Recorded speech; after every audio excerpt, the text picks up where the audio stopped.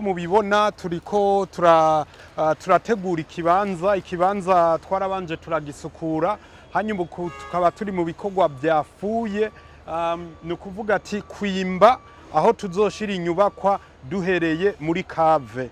Rero haraheze iminsi dutanguye nkuko mubibona, hari amakamyo menshi kuko ibi novuga ati ibivu byose tuyora ngaha bica bisohoka bikaja gutabwa aho biriko birakoresha cyane cyane ku bantu bari impande ya Tanganyika. Rero ni bikorwa bizodutwara ikiringo kirenga indwi zibiri. Twobamenyesha yuko iri soko rikuru rya Bujumbura ubu tugiye gutangura kubaka faze ya mbere. Ni projet izobigizwe canke n'umugambi uzobugizwe n'amafaze canke imice indwi nkuko byagiye biravugwa. Rero uwo muce wa mbere aha hose mubona hariko harimbwa niho uzoba wicaye.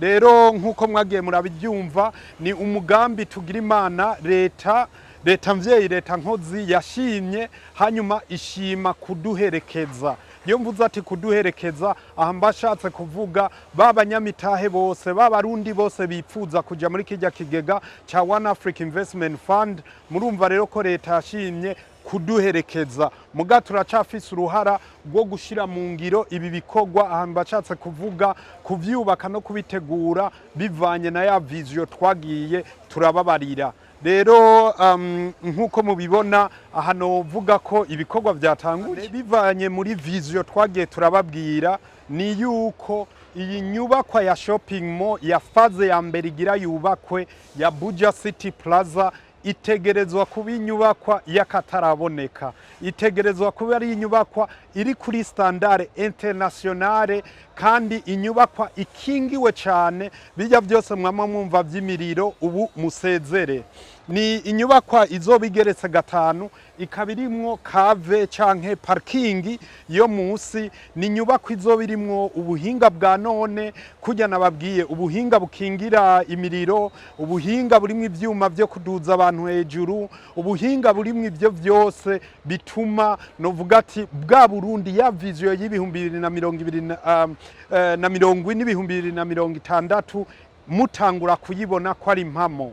Mu masezerano rero twahawe twemerewe ko iyi nyubakwa tugiye kuyubakwa mu kiringo c'imyaka 3 gusa, hanyuma imyaka 24 izoca iba iyo gukuramwo umutahe twashizemwo no gukuramwo inyungu twashizemwo hanyuma tugasubiza leta. Muga kujya nagenda bivuga ni kuri faze ya mbere gusa, bisigurika ati faze zikurikira na ya etage igeretse inshuro 30 ivyo byose tuzoza turagenda tubibamenyesha uko biriko birigwa nuko biriko birashikwako. Uko bipanze iyi faze ya mbere ni kujya nabibabwiye izokubakwa mu kiringo c'imyaka 3. Mugabo mwebwe abarundi muriko muradukurikirana, mwebwe abo bipfuza gushora imitahe muri uwo mugambi, mu gihe dushoboye kuronka amafaranga yose yifaze ya mbere imiliyaridi zirenga 95 mwagiye muravyumva kuri iyi faze ya mbere gusa, mu gihe dushoboye kurenza ayo mafaranga bituma dutangura n'iyindi faze ikurikira. Rero muravyumva neza kose ko iterambere ry'uwo mugambi ikuzwa ry'uwo mugambi riva kuri wewe, riva kuri twebwe. Uko twegeranya inguvu zacu zose niko uwo mugambi uza gutera imbere hanyuma ukaba ishusho y'igihugu. Ni kimwe na mvuga ati dushimire leta ko yizeye abarundi twese kugira tuje hamwe dushira inguvu zacu hamwe ku buryo dushobora kurema Uburundi bushasha, Uburundi bwiza n'abadukomokako bazoguma baraba bavuga ati basokuru barakoze imigambi canke amateka meza. Kukijanye niyegeranywa ry'imitahe kujya twabitanguye, icambere twatanguye yabaye ico twita IPO canke kampanye yo kwegeranya imitahe ya mbere. Iyo rero twaraklotiye.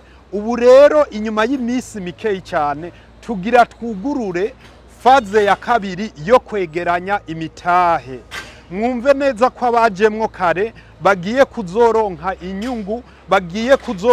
inyungu yigiye imbere ku mitahe batanguye gutanga, kuko nivyo uwa mbere avyutse karategerezwa gushimigwa. rero vuba cyane tuca tubakominika dutangure rero iyo faze ya kabiri. Iyo faze ya kabiri tuzokwegeranya imitahe dutembereye muri iki gihugu cyacu cy'u Burundi, tuzonagendera n'ibihugu vyo hanze muri diaspora naho bashobore gutanga imitahe. Ibyo byose tuzobibamenyesha vuba bwango, muga kujya twabibabwiye abarundi duteye imbere dutera imbere twese. Ivyo rero mu vyitege.